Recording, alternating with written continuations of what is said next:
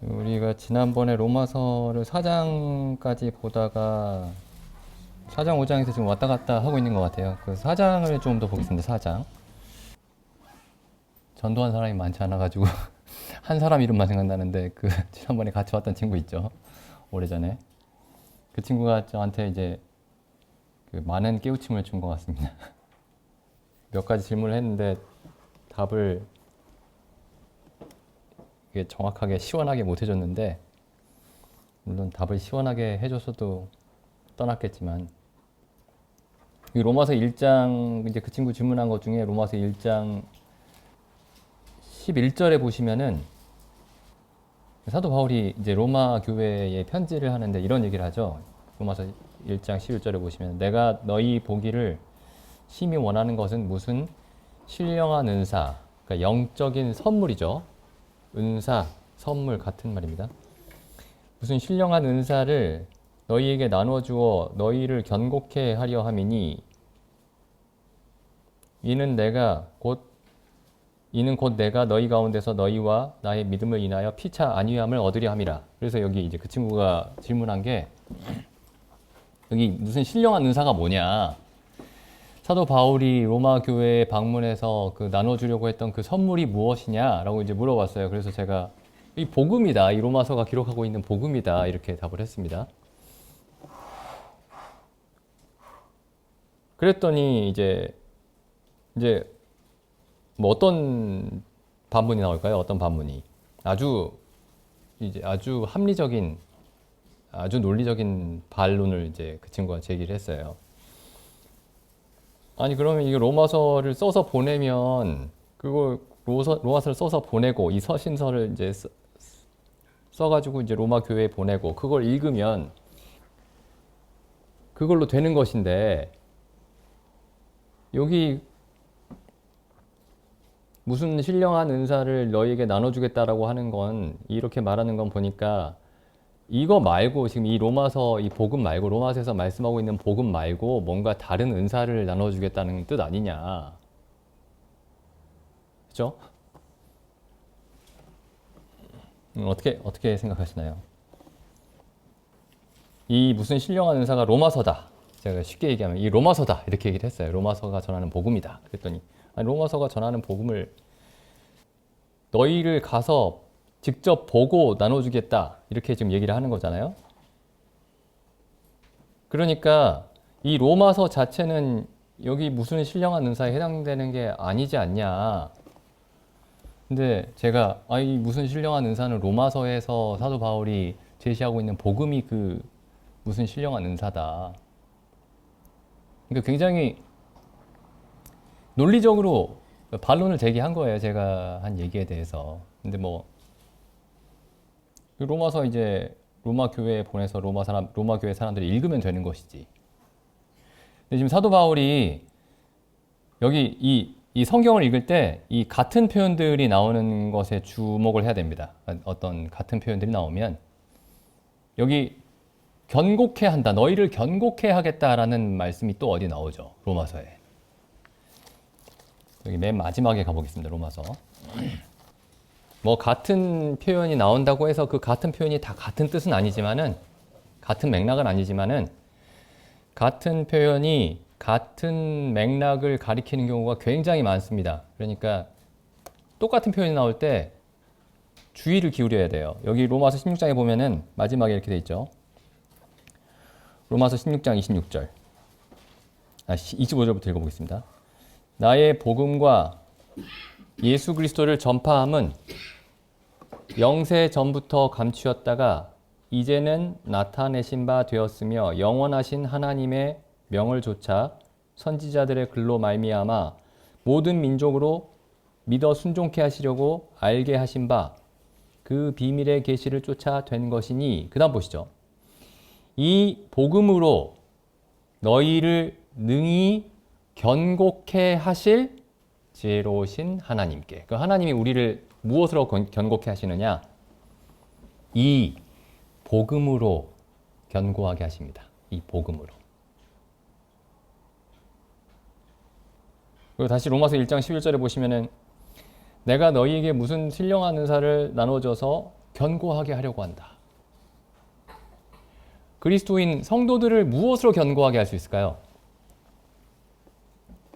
복음으로 견고하게 할 수 있습니다. 복음으로만 견고하게 할 수 있습니다. 그러니까 우리가 이제 성경을 읽을 때 교양을 쌓기 위해서 읽는 게 아닙니다. 교양을 쌓기 위해서. 이게 우리가 명색이 그리스도인인데 성경을 몰라도 믿음이 어느 정도 있지만은 그래도 지식이 있어야 면이 서니까 성경을 읽는 게 아니고 복음이 없으면 견고함이 없습니다. 무너집니다. 복음으로 우리를 그리스도인으로 만드시고 그리고 이미 그리스도인이 된 우리를 같은 복음으로 견고하게 하십니다. 그러니까 복음은 없으면 좀 안타깝지만 있으면 좋고 없으면 좀 아쉽다. 뭐 그런 게 아니고 없으면 죽습니다. 없으면 죽어요. 여기 그래서 우리가 지금 로마서를 살펴보는 이유가 뭐 성경 공부하는데 그 진도에 맞춰서 살펴보고 있는 게 아닙니다. 뭐 우리가 진도에 맞춰서 보고 있긴 하지만은 목적이 하나밖에 없어요. 견고함. 하나님이 우리를 견고하게 지키시는 그 지키심 안에 있기 위해서 복음을 살펴보는 겁니다. 그러니까 시간도 있고 좀 여유도 있고 해서 이제 좀 성경도 더 많이 알면 좋을 것 같기도 해서 그렇게 복음을 살펴보는 게 아니고 복음이 없으면 견고함이 없기 때문에 견고한 성이 없으면 어떻게 되죠? 그냥 무너집니다. 여기 이제 또 비슷한 말씀이 있어요. 요한복음 17장에도 보시면은 요한복음 17장에 예수님이 이제 잡히시기 직전에 마지막으로 아버지께 드리신 기도를 기록하고 있죠. 요한복음 17장이. 요한복음 17장 17절입니다. 저희를 진리로 거룩하게 하옵소서. 아버지의 말씀은 진리니이다. 그냥 거룩하게 한다. 그럼 거룩하게 한다라는 말의 의미가 뭘까? 우리가 거룩하게 한다라는 말만 들으면은 이게 아주 좋은 것이기는 한데 필수적인 것은 아니다. 이렇게 생각하기가 쉽습니다. 거룩하다. 이런 말은. 내가 죄 용서를 받아야 된다. 이런 말을 들을 때는 그건 필수적이구나. 이렇게 생각할 수 있어도 거룩해야 된다. 그 말은 그게 정말 좋은 것이지만 이게 없으면 죽는다. 그런 정도의 개념은 아니라고 생각할 수 있어요. 그런데 이 거룩하다라는 말의 의미가 뭐냐면은 구별하다라는 뜻이죠. 구별하다. 분리시키다. 세상으로부터 분리시키다 이런 뜻입니다. 그 거룩하다라는 말이 성경에 처음 나온 곳이 창세기 2장이죠. 창세기 2장에 하나님이 일곱째 날을 거룩하게 하셨다. 그래서 안식일을 거룩하게 하셨다. 그러니까 안식일을 따로 구별해서 하나님의 것으로 삼았다 이런 뜻입니다. 거룩하다는 말이 따로 떼어놓다 이런 뜻이에요. 그럼 여기 거룩하다라는 말의 의미가 뭐냐면은 여기 17장 9절 보시죠. 그러니까 지금 요한복음 13장부터 17장까지는 세상을 위해서 하신 말씀이 아닙니다. 예수님이. 세상을 위해서 하신 말씀이 아니고 세상 중에 있는 자기 사람들을 위해서 하신 말씀입니다. 세상 중에 있는 자기 사람들. 그게 이제 요한복음 13, 14, 15, 16, 17장을 이해하는 가장 중요한 그 사실이에요. 그러니까 요한복음 13장부터 17장까지는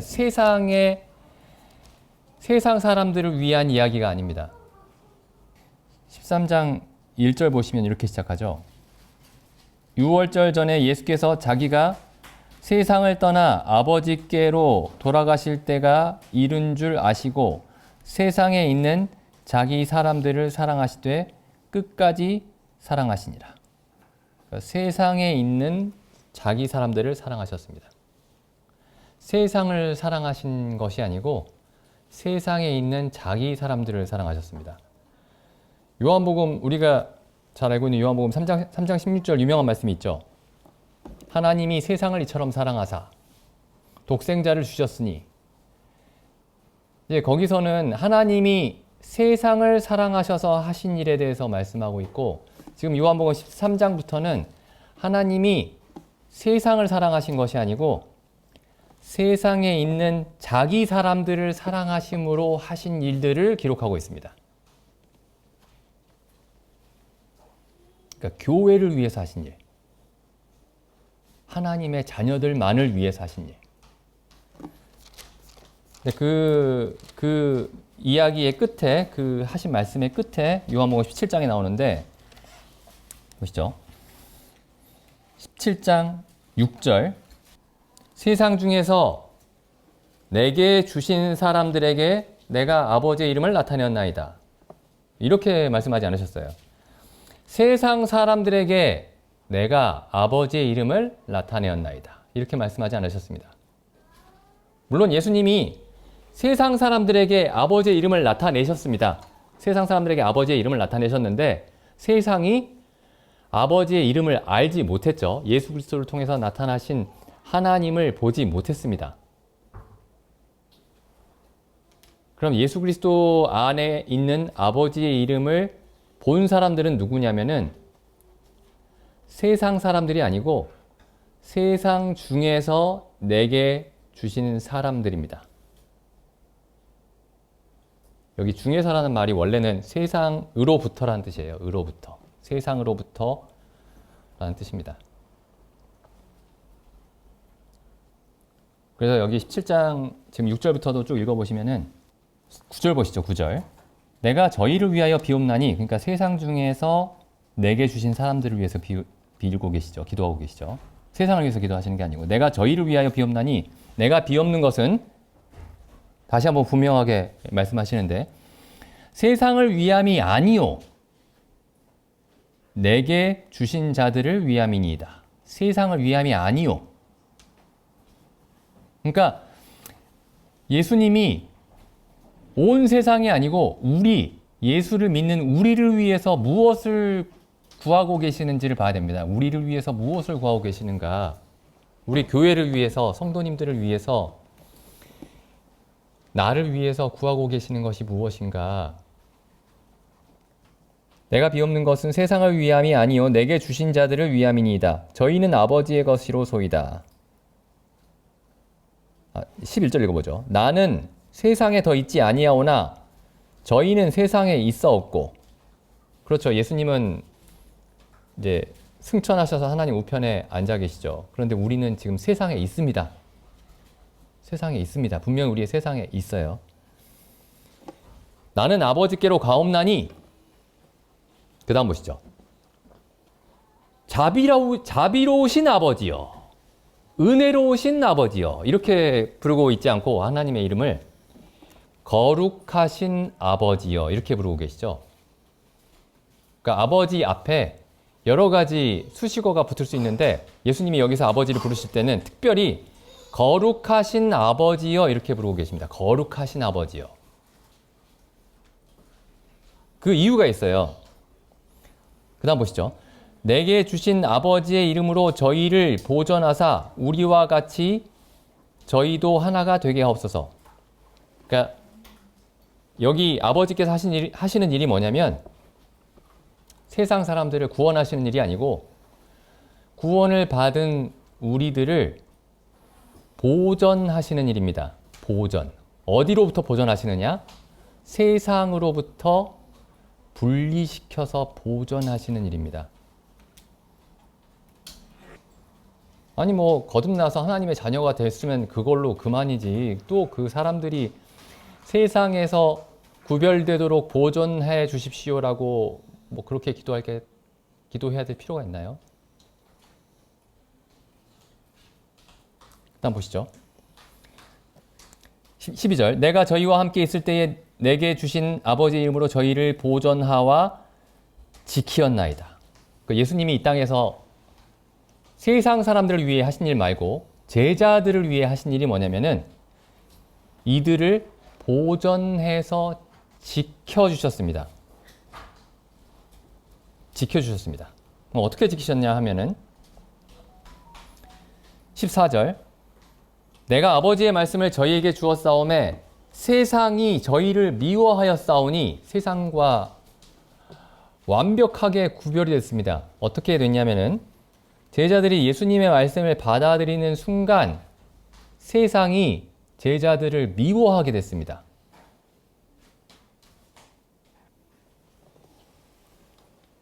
왜 세상이 제자들을 미워하게 됐을까요? 세상이 왜 예수님을 미워하게 됐을까요?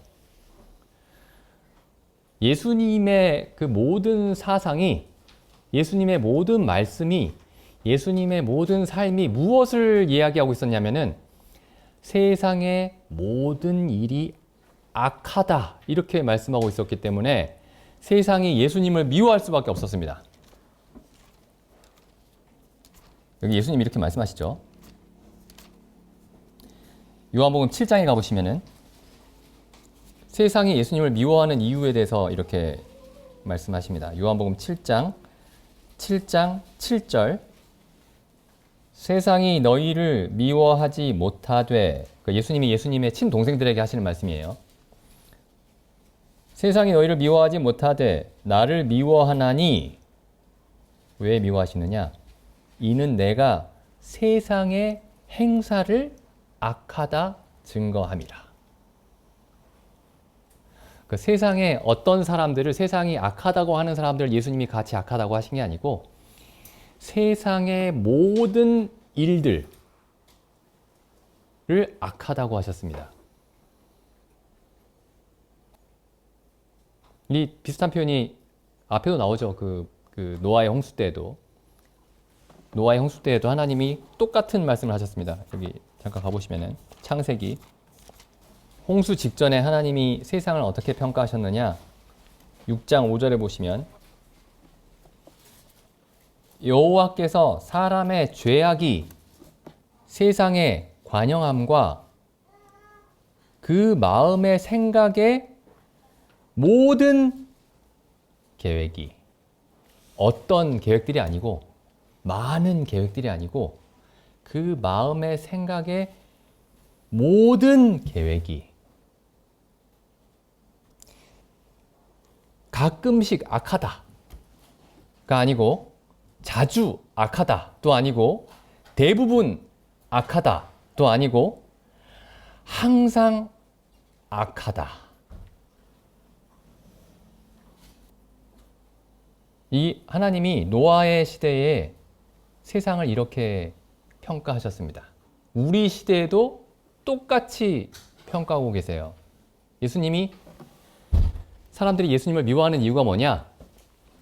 세상의 행사가 악하다라고 증거하셨기 때문에. 세상에서 일어나고 있는 일들이 좀 부족하다. 많이 안타깝다. 아쉽다. 좀 더 잘했으면 좋겠다. 그렇게 평가하시는 게 아니고 악하다.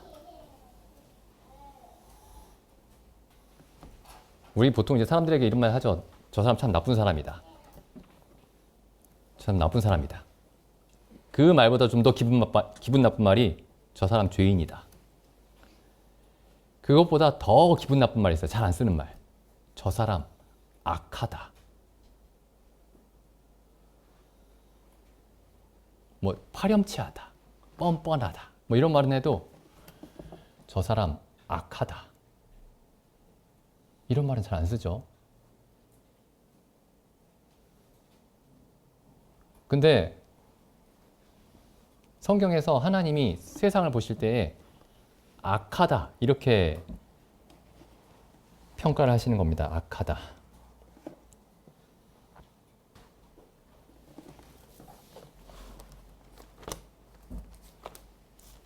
도대체 어떤 의미에서 세상이 악하다고 하시는지 이제 우리는 이제 그걸 이해하기 위해서 당장의 사람들이 머릿속에 떠올리는 거는 여러 가지 뉴스들 있죠. 뉴스에 나오는 여러 가지 범죄들. 그리고 뭐 정치인들의 부패나 뭐 사업가들의 어떤 횡령이나 뭐 이런 것들을 막 떠올릴 수 있습니다. 근데 그건 성경에서 하나님이 세상을 악하다고 하실 때에 그 악함에 근처에도 가지 않는 일이에요.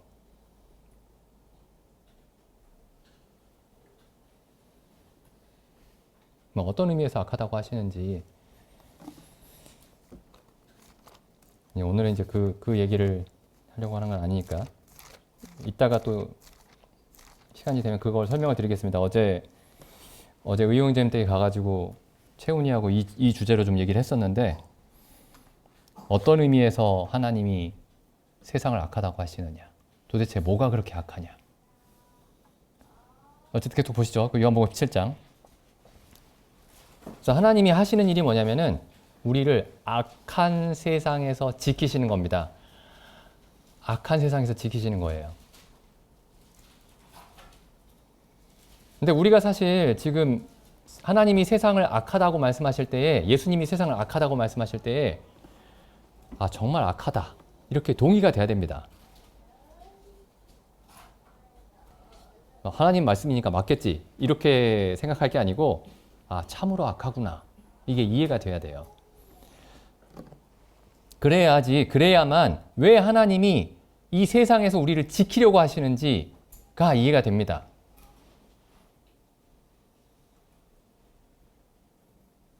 보시죠.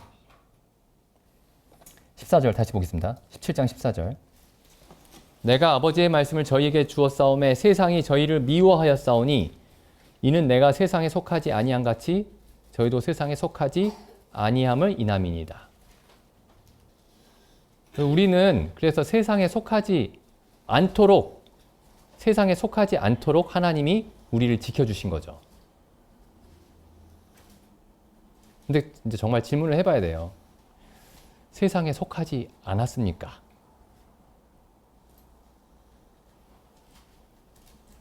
이렇게 이제 막 논리적으로 이렇게 약간 어떤 논리적인 순서를 따라서 결론을 내리면 안 됩니다. 예를 들어 이렇게 결론을 내리면 안 돼요. 내가 죄사함을 받았다. 죄사함을 받은 건 구원을 받은 거다. 구원을 받은 것은 세상에 속하지 않은 거다. 이렇게 넘어가면 안 됩니다. 내가 죄사함을 받았다고 하는 게 착각일 수도 있고, 내가 구원을 받았다고 하는 게 착각일 수도 있고. 그 다음에 여기 보시죠. 여기 또 보면은 이 앞에 단서가 달려있죠. 내가 세상에 속하지 아니함 같이. 예수님이 세상에 속하지 아니함 같이. 그럼 예수님이 세상을 이렇게 나그네와 행인처럼 지나가셨습니다. 예수님은. 이 땅에서 예수님의 뭔가를 이루려고 계셨던 게 아니고 하나님이 보내셔서 이 땅에 잠깐 왔다가 다시 아버지께로 돌아가셨습니다. 요한복음 13장 3절에 보면 이렇게 돼 있죠. 요한복음 13장 3절에 보시면은 저녁 먹는 중 예수는 아버지께서 모든 것을 자기 손에 맡기신 것과 또 자기가 하나님께로부터 오셨다가 하나님께로 돌아가실 것을 아시고, 그 예수님의 생애는 어떤 것이었냐? 아버지께로 왔다가 아버지께로 돌아가는 것이었습니다. 그리고 잠깐 이 땅에 있는 동안에 아버지께서 맡기신 일을 행하시고 가신 것이었죠. 우리가 같은 감각으로 살고 있는지 질문을 해봐야 됩니다. 내가 잠깐 보내심을 받았다가 이 땅에서 하나님이 우리에게 맡기신 그 일만 하고 돌아간다. 아버지께로 돌아간다. 그게 예수님이 말씀하신 내가 세상에 속하지 아니한 것 같이 저희도 세상에 속하지 아니었습니다. 그 말씀의 의미입니다.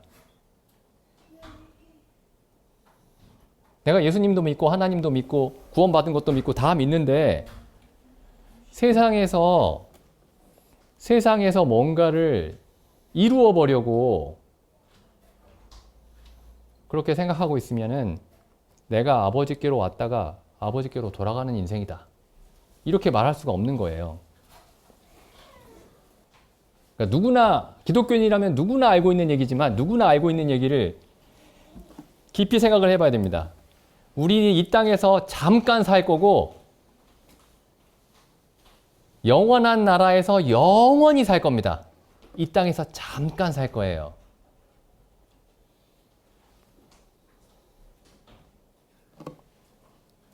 예수님의 마지막 기도를, 그래서 예수님이 결국에 아버지께 드리신 기도가 뭐냐면은 저희를 내가 세상에서 세상과 구별되어 지키심을 받은 것과 같이 저희를 세상과 구별하여 지켜주십시오.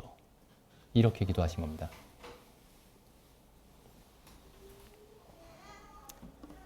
자, 그 다음 보시죠. 다시 16절 읽어보겠습니다. 17장 15절. 내가 비옵는 것은 저희를 세상에서 데려가시기를 위함이 아니요. 나중에 데려가실 거예요. 예수님 다시 오셨을 때 데려가실 겁니다. 근데 지금은 세상에서 데려가시기를 위함이 아니요.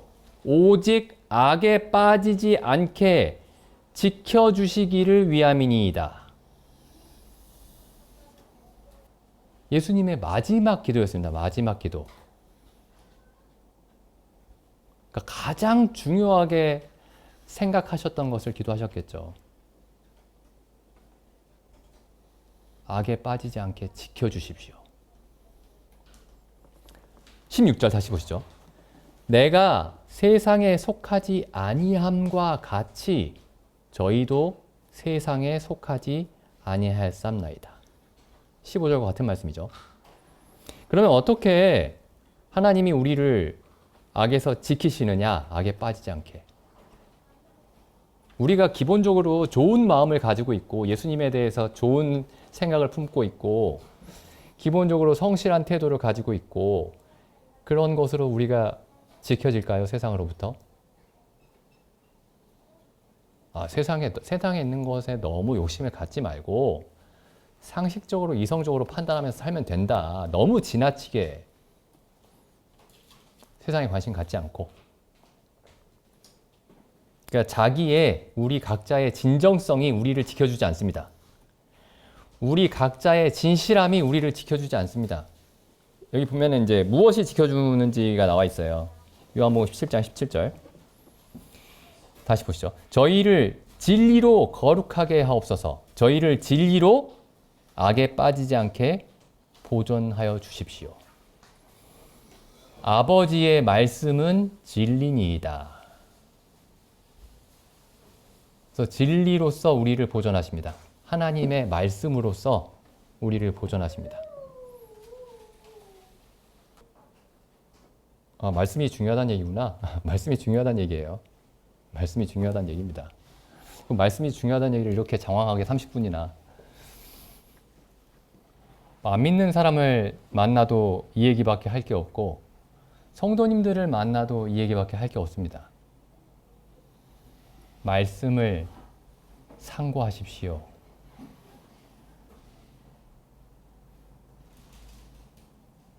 내가 오늘 3장, 4장 읽기로 정했으니까 그거 빨리 읽어야 된다. 그런 마음으로 읽지 마시고 말씀이 없으면 하나님은 말씀으로서만 나를 보존하시는데 말씀이 없으면 내가 하나님의 능력에 의해서 지키심을 받을 수가 없구나.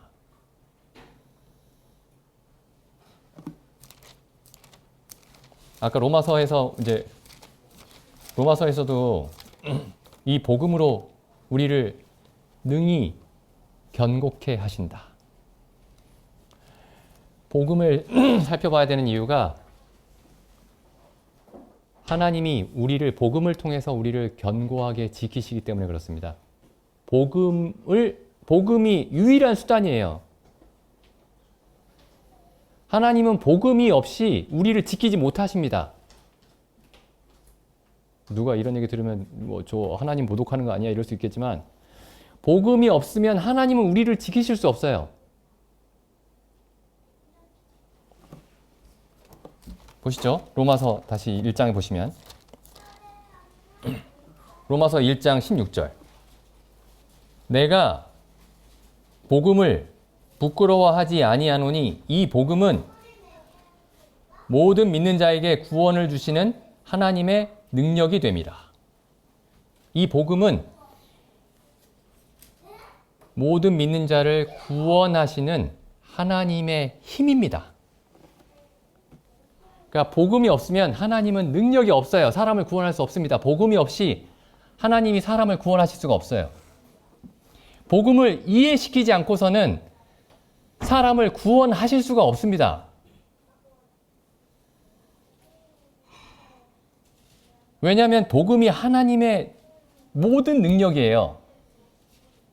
또 모든 능력이라고 하니까 모든 능력은 아니고 그냥 하나님의 능력 아닌가? 보시죠. 1장 2절. 왜 제가 모든 능력이라고 말씀드리는지, 복음이 왜 모든 능력이냐, 하나님의 모든 능력이냐, 1장 2절에 이 복음은 하나님이 선지자들로 말미암아 그의 아들에 관하여 성경에 미리 약속하신 것이라. 그럼 이 복음은 무엇에 대해서 말씀하고 있냐면은, 복음의 주제가, 복음의 모든 내용이 아들 예수 그리스도에 관한 얘기입니다. 자, 그러면은 하나님이 아들을 통해서 아들이 없이 하실 수 있는 일이 있으신가요? 없습니다. 없어요. 아버지와 아들과 성령이 한 분이십니다. 아들이 없이 하나님이 아무 일도 하실 수가 없습니다. 이 말 자체가 굉장한 모순이에요. 아들이 없이 하나님이 아무 일을 하실 수 없다는 말이 말 자체가 모순이에요. 왜 모순이냐면은 아들이 없을 수가 없습니다. 하나님은.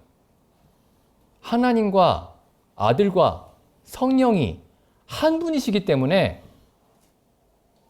이 질문 자체가 성립하지 않아요. 하나님이 아들이 없이 무슨 일을 하실 수 있습니까? 이 질문 자체가 성립하지 않습니다.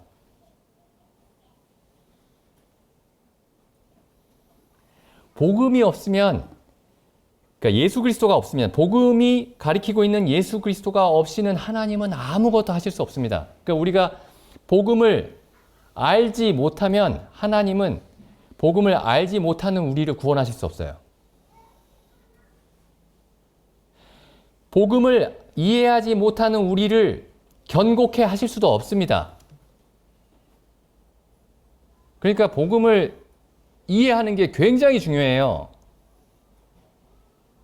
그게 하나님의 능력과 지혜와 하나님의 능력과 지혜를 만날 수 있는 유일한 통로입니다. 이게 복음이. 복음을 자세히 살펴봐야 됩니다. 이 사도 바울이 이걸 이 11절에 있는 대로 이 무슨 신령한 은사를 너희에게 나눠주어 너희를 견고케 하려 한다 라고 했을 때, 사도 바울은 그럼 로마서를 왜 보냈느냐? 제가 이 얘기를 하려고 지금까지 왔는데, 얘 왜 보냈느냐? 이걸 먼저 보내고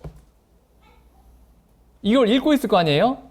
로마 교회 성도들이 이렇게 앞에서 읽었습니다. 이렇게 옛날에는.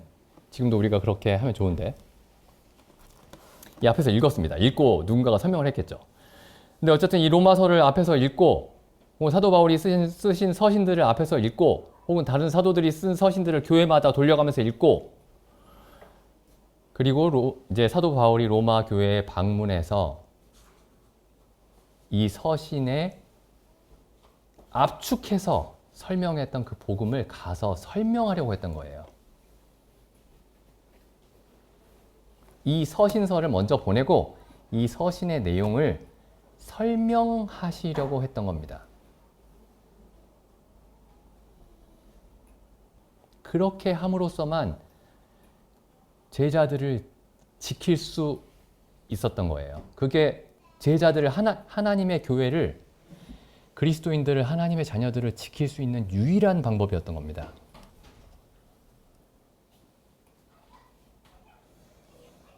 그러니까 우리가 성경을, 복음을, 하나님의 말씀을 알지 못하고 기도해도 소용이 없고 찬송을 불러도 소용이 없고 다 소용이 없습니다. 전도해도 소용이 없어요. 좋은 마음으로 찬송하고 좋은 마음으로 기도하고 좋은 마음으로 전도해도 아무런 소용이 없습니다.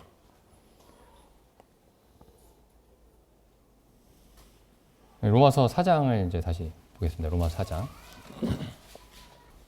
이제 이 사도 바울이 왜 복음을 이렇게 로마서가 그렇게 두꺼운 책은 아니죠.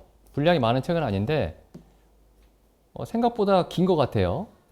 예를 들면 복음을 이렇게 쉽게 전할 수 있습니다. 하나님의 아들을 보내셨는데 그 하나님의 아들에게 우리의 모든 죄를 다 전가시켰어요. 십자가에서. 그걸 믿는 사람은 죄 용서를 받고 구원을 받고 하나님의 자녀가 됩니다. 끝! 얼마나 간단합니까?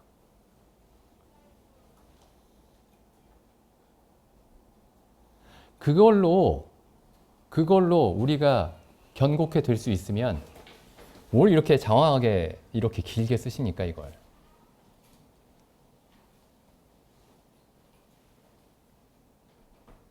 근데 우리는 그렇게 생각하기가 쉬워요.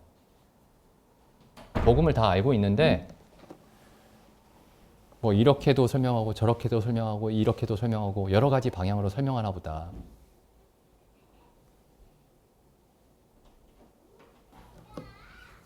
근데 그렇지 않습니다, 이게. 보시죠. 로마서 4장. 네, 지난번에 이제 여기서 무슨 말씀을 드렸었느냐면은 로마서 4장이 이제 우리는 이제 여기 성경에 있는 장절 구별 때문에 장절의 구분 때문에 이 성경 자체 이 로마서나 혹은 다른 서신서들의 논리를 놓칠 수가 있어요. 그러니까 장절이 좀 없다고 생각해 보십시오. 장절이.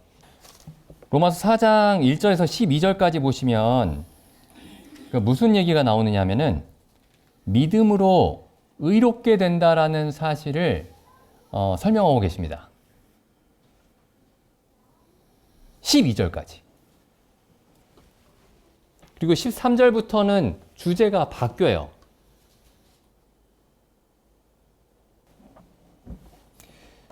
자, 여기 지금 사도 바울이 아브라함의 일생을 통해서 복음을 설명을 하고 있습니다. 아브라함의 일생을 통해서. 예를 들면은 아브라함의 그 일생에서 그 중요했던 순간들이 있죠. 한번 떠올려 보시죠. 맨 처음에 제일 중요했던 순간, 처음에는 하나님이 아브라함을 갈대아 우르에서 불러내셨던 때.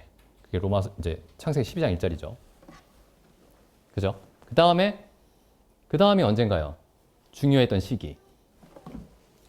그 다음 중요했던 시기가 아마 찾아보죠. 창세기, 그러니까 12장에서 하나님이 아브라함을 불러내시죠. 그 다음에 창세기 15장에서 5절 보시죠. 하나님이 아브라함을 이끌고 밖으로 나가 가라사대 하늘을 우러러 무뼈를 셀 수 있나 보라. 또 그에게 이르시되 내 자손이 이와 같으리라. 아브라함이 여호와를 믿으니 여호와께서 이를 그의 의로 여기시고. 이게 또 중요했던 순간입니다. 하나님이 아브라함을 의롭다고 하신 순간. 믿음으로. 행위가 아니고, 율법의 행위가 아니고.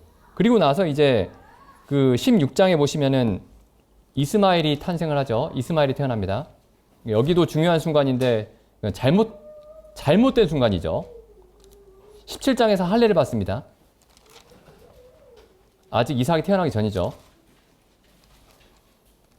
그리고 중요한 때가 어디냐면은 21장이죠. 이삭이 태어난 때. 그러니까 아브라함의 생애에서 중요한 순간이, 그러니까 처음에 하나님이 아브라함을 불러낼 때를 제외하면은 첫 번째 순간이 언제냐면은 하나님이 아브라함을 의롭다 할 때. 두 번째 순간이 언제냐면은 하나님이 이삭을 주실 때. 죽은 자와 같은 아브라함과 사라의 몸을 통해서 이삭을 주실 때. 그리고 세 번째가 언제냐면은 이삭을 하나님께 번제로 드릴 때입니다. 이게 세 번의 사건이 아브라함의 생애에서 굉장히 중요한 순간이에요. 그리고 이 세 번의 사건을 근거로 사도 바울이 복음을 설명합니다. 로마서에 다시 가보시면은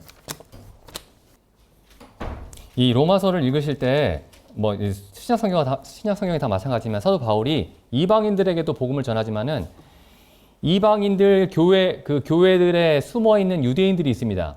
뭐 숨어 있다는 표현이 좀 그렇긴 하지만 유대인들 출신의 어떤 교사들이 있어요. 가짜 교사들. 그러니까 이 사람들은 율법의 박사들이에요.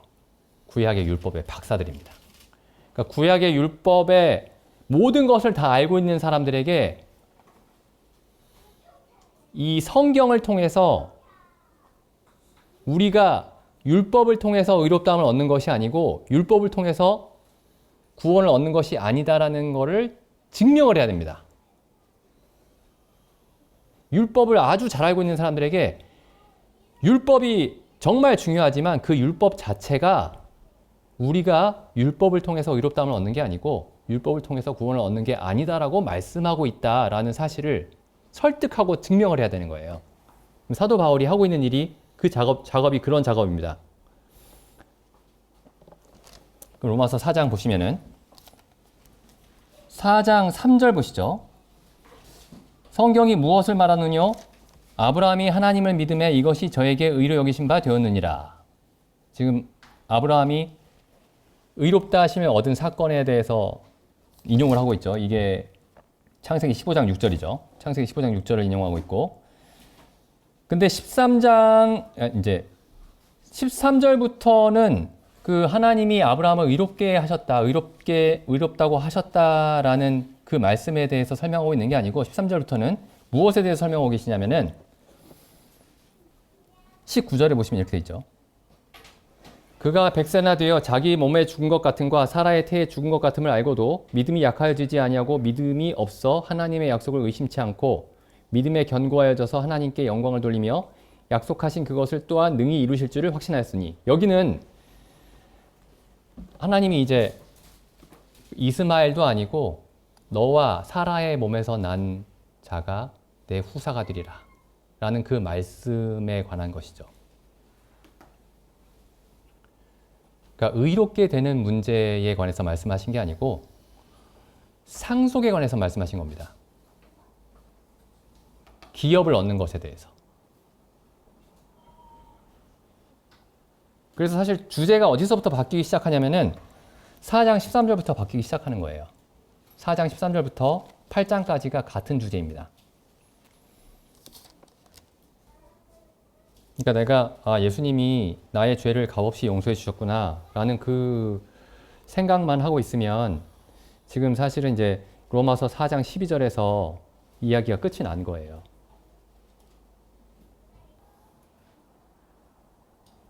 근데 13절에 보면 이런 말씀 있죠. 아브라함이나 그 후손에게 세상의 후사가 되리라고 하신 것은, 그러니까 의롭다고 하신 것은 이 아니고 아브라함에게 혹은 그 후손에게 세상의 후사가 되리라 하신 것은, 그러니까 의롭게 되는 문제가 더 이상 문제가 아닙니다. 의롭게 되는 문제가 아니라 후사가 되는 게 문제예요. 그래서 여기 13절 말씀이 어디까지 이어지냐면은 뒤에 가보시죠.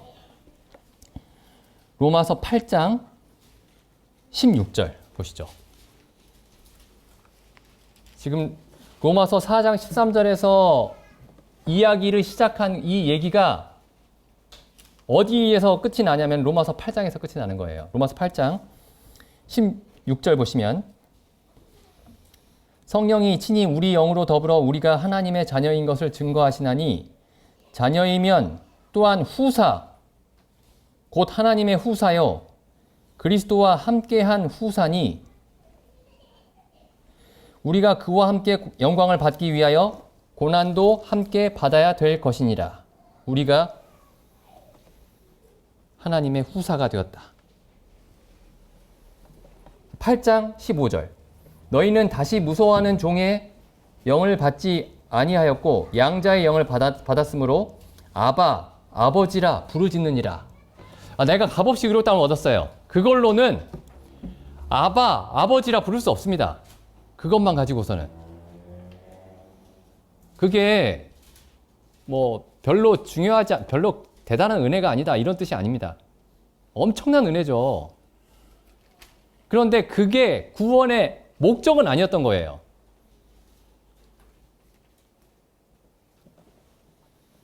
로마서 3장 22절부터 보겠습니다. 곧 예수 그리스도를 믿음으로 말미암아 모든 믿는 자에게 미치는 하나님의 의인이 차별이 없느니라. 자, 믿는 자에게 하나님의 의가 미친다. 이런 말씀이죠. 그 다음에 모든 사람이 죄를 범하였음에 하나님의 영광에 이르지 못하더니 그리스도 예수 안에 있는 구속으로 말미암아 하나님의 은혜로 값없이 의롭다 하심을 얻은 자 되었느니라. 25절 보시죠. 이 예수를 하나님이 그의 피로 인하여 믿음으로 말미암는 화목제물로 세우셨으니 이는 하나님께서 길이 참으시는 중에 전에 지은 죄를 간과하심으로 자기의 의로우심을 나타내려 하심이니 곧 이때에 자기의 의로우심을 나타내사 자기도 의로우시며 또한 예수 믿는 자를 의롭다 하려 하심이니라. 여기 보시면은 우리를 의롭다고 하실 때 하나님의 그 속성이 나타나는데 하나님의 속성이 그 하나님의 속성이 어떤 것이냐? 우리를 의롭다 하신 때에 나타나는 하나님의 속성은 하나님의 사랑이 아닙니다. 그러니까 우리를 값없이 의롭다 하셨으니까 하나님이 사랑하셔서 우리를 값없이 의롭다 하신 게 맞죠. 근데 지금 사도 바울이 왜 그렇게 설명하고 있는지 한번 보십시오. 지금 여기가 지금 3장 1, 2, 3, 4장에서 일어나고 있는 일이 뭐냐면은 재판장에서 일어나고 있는 일이에요. 재판정에서. 하나님이 재판장입니다. 근데 어떤 사람을 무죄라고 선고하실 때에 사랑으로 선고하면 안 됩니다. 그렇죠? 판사가 어떤 사람을 무죄라고 선고할 때는 사랑으로 선고하면 안 돼요. 재판장에게 사랑이 어디 있습니까? 공의로, 의로움으로, 진실함으로 선고해야 됩니다. 그럼 하나님이 우리를 의롭다고 선언하실 때에 내가 너희를 너무 사랑해서 너희를 의롭다고 해주마 이렇게 하신 게 아니고 법적인 근거가 있어요. 그 근거가 뭐냐면은 24절에 있는 그리스도 예수 안에 있는 구속입니다. 그리스도께서 죄의 값을 다 지불하셨어요.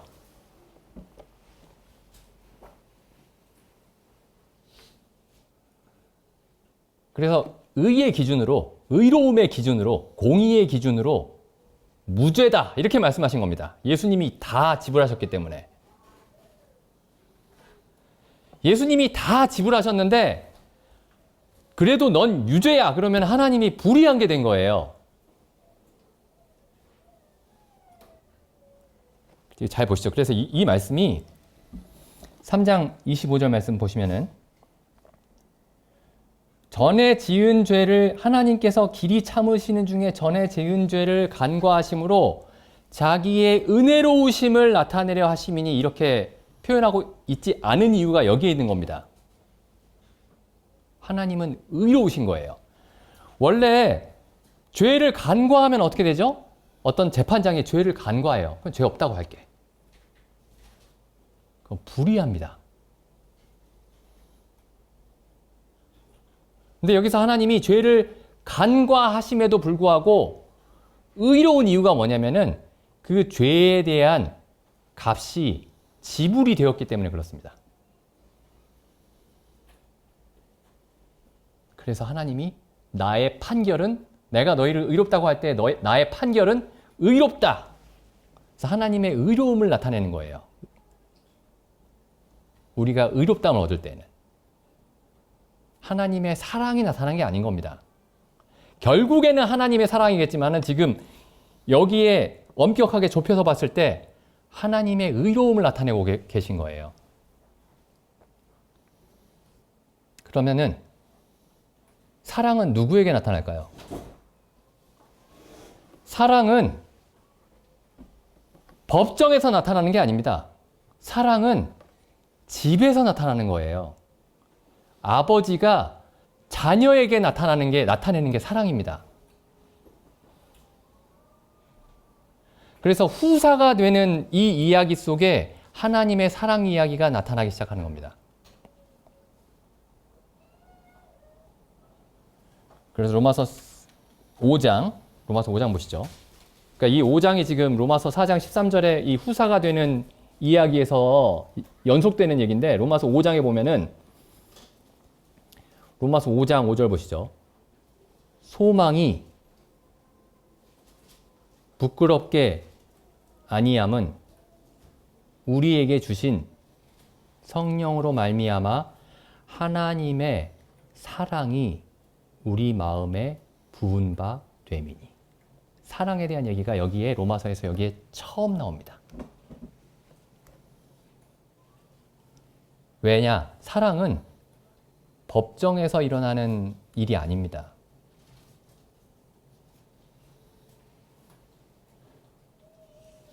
사랑은 자녀에게, 후사에게 일어나는 일이죠.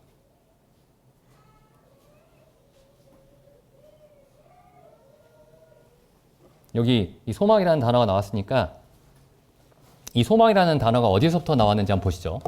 어디서부터 시작하는지. 지금 5장 5절에 소망이 부끄럽게 아니하면 이렇게 돼 있죠. 그 바로 앞에 가면 4절에 연단은 소망을 이룬다. 이렇게 돼 있죠. 그럼 이 소망이 뭘까요? 이 소망이. 그러니까 무엇을 소망하는 게 소망이잖아요. 무엇을 소망한다. 법정에서는 소망의 개념이 없습니다. 법정에서는. 그렇죠. 그냥 죄가 있으면 유죄고 죄가 없으면 무죄인 거예요. 거기에 소망 같은 건 없습니다. 있는 사실을 가지고 판결하는 것이 법정이에요. 소망에 관한 얘기는 이 후사가 되는 일부터 시작이 되는 거예요. 후사에게는 소망이 무슨 소망이죠? 기업을 얻는 소망. 유산을 받는 것. 그게 소망입니다. 하나님이 주시는 유산. 그럼 그 소망의 내용이 뭐냐? 여기 이제 4절에 소망이라는 말이 있죠. 2절에도 보면 소망이라는 말이 있습니다. 한번 찾아보시죠. 2절에. 숨은 그림 찾기 같은데. 바라고. 하나님의 영광을 바라고. 바란단 말이 순 우리말이죠. 소망은 한자어죠. 똑같은 말입니다. 이게 영어에서 똑같이 돼 있어요. 본래 헬라어에서도 똑같이 돼 있고요. 그러니까 이렇게 번역해도 됩니다. 하나님의 영광을 소망하고 즐거워하느니라.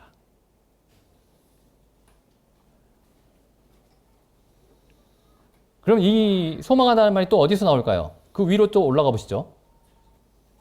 5장을 넘어서 4장으로 18절, 4장 18절.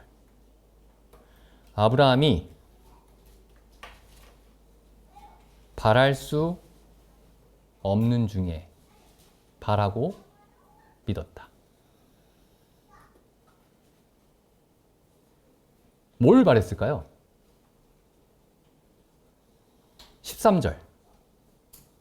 아브라함과 그 후손에게 세상의 후사가 될 것이라고 하신 그 말씀을 바랬죠. 그러면 아브라함과 그 후손에게 세상의 후사가 되리라고 하는 약속은 어떻게 이루어질까요? 아브라함에게 후손을 주심으로써 이루어지죠.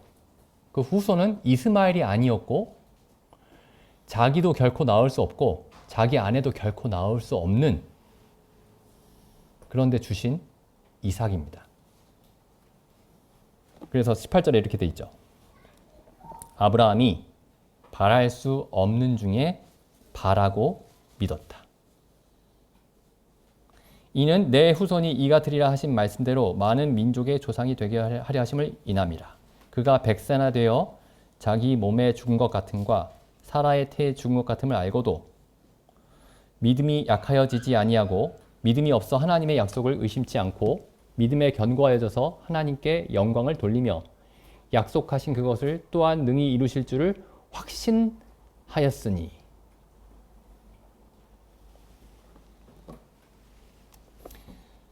그래서 이제 우리가 소망하는 바는 뭐냐면은 아브라함이 바랄 수 없는 중에 바라고 믿었던 사실 있죠. 아브라함이 바랄 수 없는 중에 바라고 믿었던 사실이 뭐냐면은 19절, 20절의 19절의 내용이죠. 19절, 20절. 내 몸은 죽은 것과 같지만 나와 사라의 몸은 죽은 것 같지만 이 죽은 것과 같은 사람을 통해서 이삭을 주시겠다.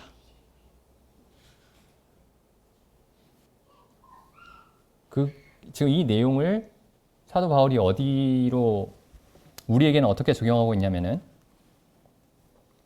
23절 저에게 의로 여기셨다 기록된 것은 아브라함만 위한 것이 아니요 의로 여기심을 받을 우리도 위함이니 곧 예수 우리 주를 죽은 자 가운데서 살리신 이를 믿는 자니라. 그럼 아브라함은 뭘 믿었죠? 죽은 것과 같은 자기 몸을 살리실 것을 믿었죠. 쉽게 얘기하면은 아브라함은 그러니까 죽은 것과 같은 자기를 살리실 것을 믿었던 겁니다. 그래서 아이를 가질 수 있게 죽은 것과 같은 자기와 자기 아내를. 근데 우리는 뭘 믿죠? 예수님을 죽은 자 가운데서 살리신 것을 믿습니다. 근데 뭔가 이 두 가지가 뭔가 좀 괴리가 있지 않나요? 아브라함은 자기가 죽어 있지만 자기를 살리실 것을 믿었는데 그럼 우리도 죽었지만 우리를 살리실 것을 믿어야 되는 거 아닙니까? 그래야 이게 논리가 대칭이 되죠. 아브라함이 믿은 게 하나님 내가 죽어 있지만 내 몸은 죽은 것 같지만 하나님이 내 죽은 몸을 살리셔서 생명을 낳게 하실 것을 믿습니다. 그러니까 우리도 똑같이 하나님 우리는 죽었지만 우리는 죄로 인해 죽은 상태지만은 우리를 살리실 줄을 믿습니다. 혹은 살리신 것을 믿습니다. 그래야지 대칭이 되는데 아브라함은 자기에 대한 사실을 믿었는데 우리는 누구에 대한 사실을 믿는 거죠? 24절, 25절. 우리에 대한 사실이 아니고 예수님이 죽어 있었는데 예수님을 살려주셨다. 라는 사실을 믿는다는 거예요. 이게 뭔가 이게 대칭이 좀 안 됩니다. 이 균형이 안 맞아요. 이 두 개가.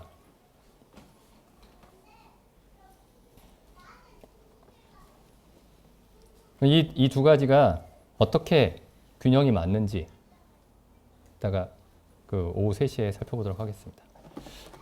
기도드리고 집회 마치겠습니다.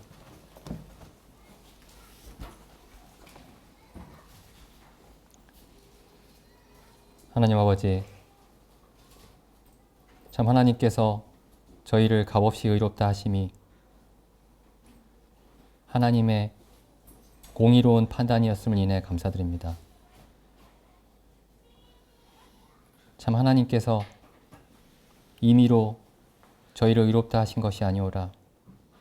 하나님께서 의로우신 하나님께서 의롭게 저희를 판단하여 주셨음에 감사드립니다. 참 우리 주 예수 그리스도가 저희의 모든 죄를 담당케 하시고 이를 근거로 저희를 의롭다고 불러주셨음에 참 우리 주 예수 그리스도의 공로와 하나님의 의로우심을 저희가 찬송을 드리옵나이다. 뿐만 아니라 저희에게 아들의 영을 허락하여 주셔서 하나님 아버지를 아바 아버지라 부르게 하시고 또한 저희에게 성령으로 말미암아 하나님의 사랑을 부어주셨음에 감사드립니다. 참 저희가 이 복음을 더욱더 알게 하시고 이 복음으로 저희를 주님 다시 오실 때까지 견고하게 지켜주시오며 우리 주님께서 세상에 속하지 아니한 것 같이 저희도 세상에 속하지 않은 자들로 저희를 보존하여 주시옵소서. 이 모든 말씀을 우리 주 예수님의 이름으로 기도드립니다.